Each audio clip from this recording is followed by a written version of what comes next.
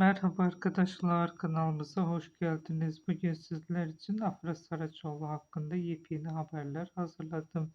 Türk televizyon sinemasının genç ve yetenekli oyuncularından biri olan Afra Saraçoğlu, son yıllarda hem projeleri hem de sosyal medya aktiviteleriyle adından sıkça söz ettiriyor.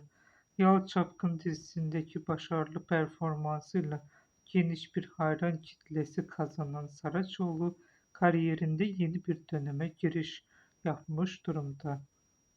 Son günlerde ortaya çıkan haberler Afra Saraçoğlu'nun dijital platformlar için hazırlanan yeni bir projede rol alacağını gösteriyor. Yapımcılar bu yeni projenin romantik ve dramatik öğeleri bir araya getiren bir mini dizi olduğunu belirtiyor.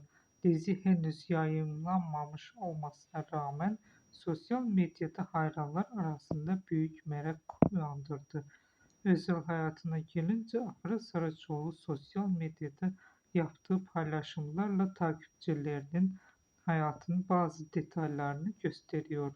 Ancak oyuncu yoğun iş temposundan nedeniyle özel hayatını çoğunlukla göz önünde tutmamaya özen gösteriyor.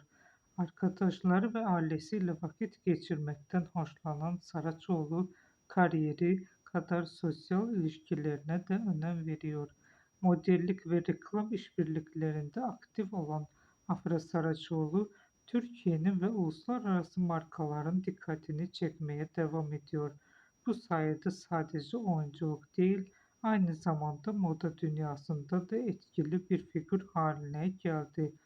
2026 yılında Afra Saraçoğlu'nun hem yeni projeleri hem de marka işbirlikleriyle adından sıkça söz ettirmesi bekleniyor. Hayranları onun yeni dizisinin ve projelerinin resmi olarak açıklanmasını sabırsızlıkla bekliyor. Bugünlük benden bu kadar arkadaşlar. Yeniden görüşmek üzere. Hoşça kalın.